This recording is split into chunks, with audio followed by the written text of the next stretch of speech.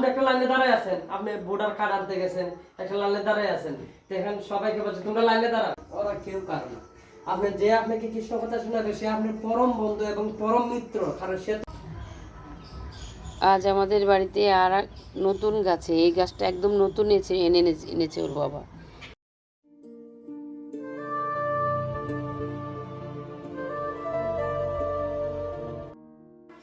হরে কৃষ্ণ, সুপ্রভাত। আশা করি আপনারা সকলে ভালো আছেন। লাইফ অ্যারাউন্ড কৃষ্ণা একটি ব্লগে আপনাদের সকলকে স্বাগত। কয়েকদিন পরে আজকে আবার খুব ঠান্ডা পড়েছে, ঠান্ডা ঠান্ডা লাগছে, বাইরে হাওয়া দিচ্ছে, প্রচণ্ড ঠান্ডা। ভগবানকে আজকে বৃহস্পতিবার, ভগবানের ঘরে ভোগ দেওয়া হয়ে গেছে, আরতি হয়ে গেছে। এই যে আমার ভগবান আজকে হলুদ রঙের পোশাক পরেছে, আর ভগবানকে আজকে ভোগ দিয়েছি মুড়ি, দুধ, রুটি আর করিনি, আর কলা, আপেল, লেবু দিয়ে ভোগ লাগিয়েছি। আজ মায়াপুর থেকে একজন প্রভু আসবেন আমাদের বাড়িতে, তাই ওর বাবা কত কিছু বাজার করে নিয়ে এসছে, এক গাদা বৈষ্ণব সেবার জন্যে। প্রভু আসবেন, ওনার গান রেকর্ডিং আছে, আগের দিন এসেছিলো একবার, 2 সপ্তাহ আগে এসেছিলো। সেই প্রভুই আজকে আসবে, কালকে ওনার ফাইনাল গান রেকর্ডিং আছে, তাই কত বাজার করে নিয়ে এসছে। এই যে এখন তো ভেন্ডির অনেক দাম, ভেন্ডি, পটল, বরবটি, উচ্ছে, আমলকি, এগুলো সব বাজার করে নিয়ে এসছে। এই যে ভেজ ডাল হবে সেই জন্য বিনস, গাজর, ডাঁটা মাটা সব নিয়ে এসছে, অনেক কিছু বাজার করে নিয়ে এসছে। এখন বানাতে বসেছি, দেখি কি কি বানানো যায়। হরে কৃষ্ণ, আমার ভগবানের ভোগ রান্না শুরু হয়ে গেছে। আজকে রান্না হচ্ছে, আজকে একজন গেস্ট আসবে। গেস্ট বলতে আমাদের এক মায়াপুর থেকে এক বৈষ্ণব আসবেন আমাদের বাড়ি। এইটা হচ্ছে ডাঁটা দিয়ে ডাঁটা, আলু আর সর্ষে পোস্ত দিয়ে একটা, এই যে ডাঁটা চচ্চড়ি হবে। আর এটা গাজর, বিনস আর ফুলকপি, মটরশুঁটি দিয়ে হবে ভেজ ডাল, এটা ভাজি। এটা হবে ভেন্ডি আলু ভাজা হবে, আলুটা আগে ভেজে নিয়েছি, ভেন্ডিটা এখনও বানানো হয়নি। এটা হবে নিম বেগুন, আর ছাকা তেলে বেগুনগুলো ভেজে নিয়েছি। আর হবে এঁচড়ের তরকারি। হরে কৃষ্ণ, আজকে খুব তাড়াহুড়ো করে রান্না করেছি, আজকে সব রান্না দেখাতে পারিনি, তাই আজকে ভোগ দিয়েছি অন্ন, নিম বেগুন, ডাঁটা চচ্চড়ি, ভেন্ডি আলু ভাজা, এঁচড়, আলু পনির দিয়ে সবজি, আর মুগ ডাল দিয়ে ভেজ ডাল, মুগ ডাল দিয়ে সব সবজি দিয়ে একটা ভেজ ডাল, গন্ধরাজ লেবু। আজ আমাদের বাড়িতে আর এক নতুন গাছে, এই গাছটা একদম নতুন এনেছে ওর বাবা। কি দারুণ ফুল ফুটেছে, দেখুন কালারটা, ভগবান যেন নিজে হাতে রং তুলি দিয়ে একদম তৈরি করেছে। একদম নতুন এনেছে ওর বাবা, 3-4 দিন হলো গাছটা। কি দারুণ ফুল। আমি কি করিতে কি যে করি, ভাইরে ভাই তাল তালে বাজাই খো, আমার সংসার মাঝে বড়ই গণ্য গো। সকালবেলা ঘুম থেকে উঠি, ডাক পিয়নে হাতে দেবে না মাছিটি, আমার সারা রাত্রে ঘুম আসে না, ভাইরে ভাই শুনি গিন্নির কলরব, সংসার মাঝে আমার সংসারেতে বড়ই বন্ধ গো।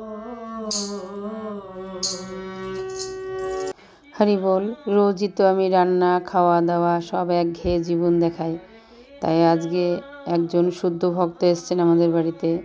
ওনার নাম কীর্তন শুনুন, আর উনি হরিকথা বলেছেন আমাদের ঘরে, আমরা সবাই মিলে মুগ্ধ হয়ে শুনেছি। ওনার কণ্ঠে কীর্তন শুনলে মনে হয় যেন প্রাণ জুড়িয়ে যায়, আর ওনার বাঁশির সুর তো কোনো তুলনাই হয় না। উনি যেসব বাঁশির সুর উনি বাঁশি বাজান, মানে মায়াপুরের সকল ভক্তদের হৃদয়ে মন জয় করে নিয়েছেন উনি বাঁশির সুরে। আর ওনার ভজন শুনলে এত ভালো লাগে, এত ভালো লাগে, ওনার সারাদিন মনে হয় যেন ওনার ভজন শুনেই যায়। এত অসাধারণ কীর্তন করেন, অসাধারণ বাঁশি বাজান। এই যত মায়াপুরে এই 5 দিন ধরে ওই নামযজ্ঞ হলো, কীর্তন হলো, উনি প্রত্যেকটা অনুষ্ঠানে প্রত্যেকটা ভক্তের সাথে, বেশিরভাগ ভক্তের সাথেই উনি বাঁশি বাজিয়েছেন মায়াপুরের কীর্তন মেলায়। মানে সবার চোখের মনি হয়ে গেছে উনি এখন।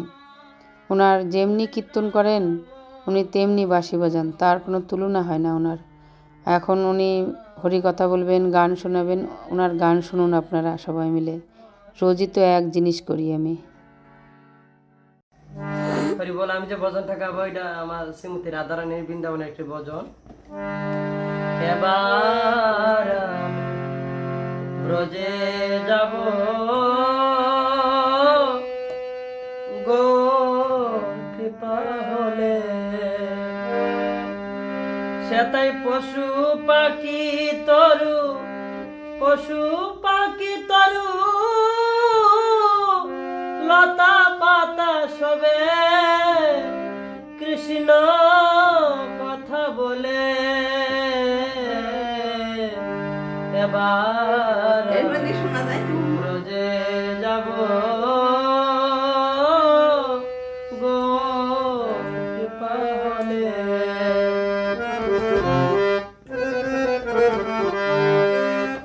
তমাল ডালে কৃষ্ণ গানে মধ্য সুখ সারি, তরুলতা হয়ে নত বলে হরি হরি। আমি ওই নামে মজে থাকবো ব্রজে, সবার চরণ তলে। এবার ব্রজে যাব গো কৃপা হলে।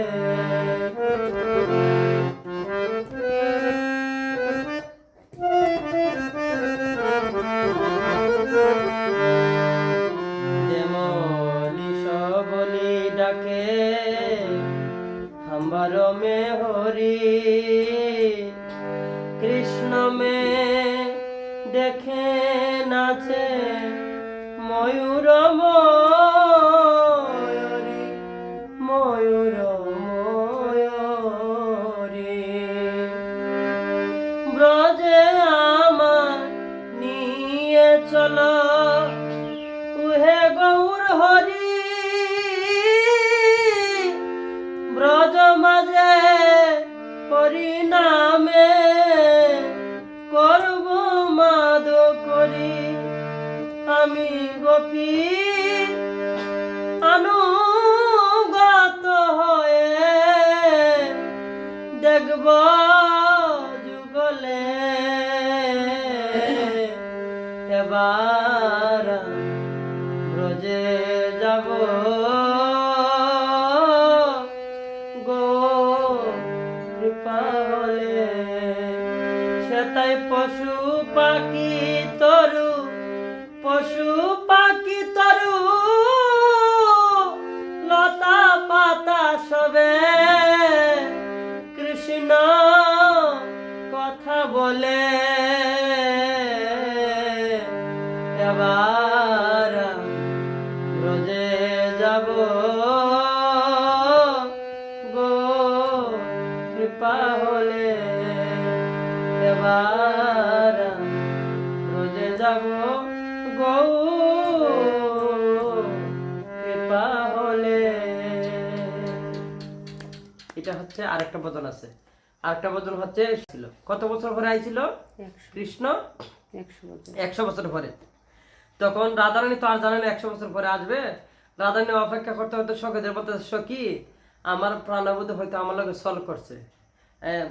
এক আত্মা দুই দেহ, কৃষ্ণের বাম অঙ্গ থেকে রাধারানীর সৃষ্টি। বলছে প্রাণবোধ আমার তো জন্ম হয়েছে আমার প্রাণবোধের সেবা করার জন্য। আমার প্রাণবোধে যেহেতু আসছে না, আমি তো হয়তো এতদিন বাঁচবো না, তাই আমি যদি মারা যাই তাহলে আমার এই দেহটা তোমরা তমাল ডালে বেঁধে রাখো। তাহলে আমার প্রাণবোধ যদি কোনোদিন সেই বৃন্দাবন থেকে, সেই মথুরা থেকে বৃন্দাবনে আসে, তাহলে প্রাণবোধের চরণ ধুলা লেগে যেন আমার এই পাপিত দেহ যেন শীতল হয়।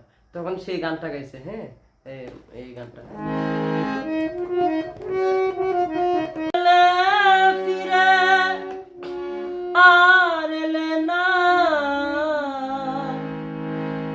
বন্ধুরে তোর মন আজও পাইলাম না, বন্ধুরে তোর মন আজও পাইলাম না। বলছে সেই যে গেলে ফিরে আর এল না, এই যে গেছে সেই বৃন্দাবন মথুরায় আর আইছে না। হ্যাঁ, বন্ধুরে তোর দয়া মায়া নাই, এ রাধার কথা তোমার মনে না থাকিলে মনে কেন পড়ে না, থাকিলে মনে কেন পড়ে না, বন্ধুরে তোর মন আজও পাইলাম না। রাধে বলে পাইলে বন্ধুর মন, প্রেম করিয়া হয়তো নাই মন, জানিলে আগে মন দিতাম না, বন্ধুরে তোর মন আজও পাইলাম না, বন্ধুরে তোর মন আজও পাইলাম না। সেই যে গেলে ফিরে আর এলে না,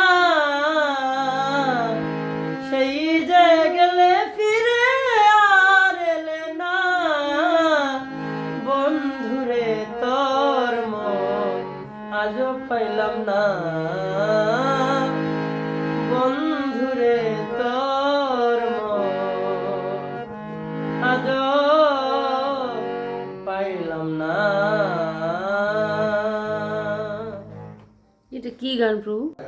আপনি একটা লাইনে দাঁড়ায় আছেন, আপনি ভোটার কার্ড আনতে গেছেন, একটা লাইনে দাঁড়ায় আছেন, দেখেন সবাইকে বলছে তোমরা লাইনে দাঁড়াও, আমি ভিতর থেকে ডাক দিব, যাকে ডাকবে সেও আন। হ্যাঁ, আমরা যখন দিককে বাম দিকে নিতে গেছি তাও আমাদের সিরিয়াল ধরে লাইনে দাঁড়াইছি, আমি সবার ফিসে দাঁড়াইছি, অথচ সবাই আমাকে আগে ডাকতেছে। কিশোর বললাম কি আমি হাত দিচ্ছি, আমি আগে গেছি, বাবা দেখে আগে দিচ্ছে।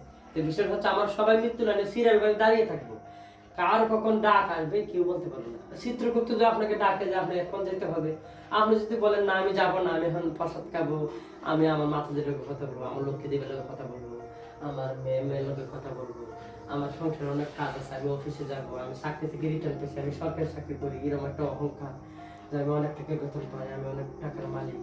আপনি যদি তখন এগুলো বলেন, এগুলো আপনার কেউ শুনবে না, সাথে সাথে আপনার চলে যাবে। এই জন্য বাবা আমার একটা বিনম্র সন্তান হিসেবে আমার যদি কর্তব্য আপনার প্রতি, আমি এখন সবসময় ওরা কেউ কারণ আপনি যে আপনাকে কৃষ্ণ কথা শোনাবে সে আপনার পরম বন্ধু এবং পরম মিত্র, কারণ সে তো আপনাকে বলছে গোলকের প্রেমধন হরির নাম সংকীর্তন।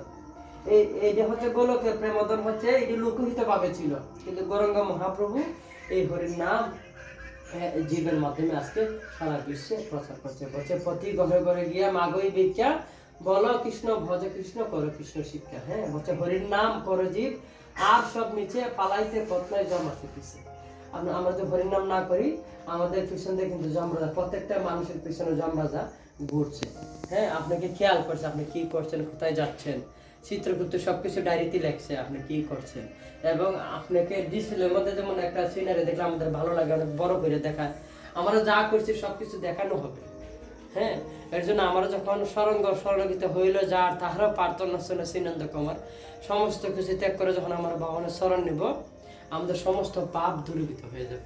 এদিকে এই জগতে যখন আমরা পাপ করি তখন বন্ধু বান্ধব বলে হ্যাঁ তুই খারাপ একটা মেয়ের সাথে খারাপ সঙ্গ করছস, আপনি তার কথা বলবে না, আপনাকে দূরে ঠেলে দেবে, আপনি দুষ্টা সে ধরবে।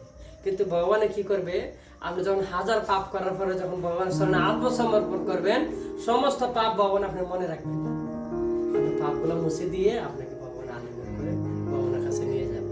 এটা হচ্ছে ভগবানের ভক্তের মধ্যে সম্বন্ধ, সম্বন্ধ করিয়া ভজে কৃষ্ণ তারে না।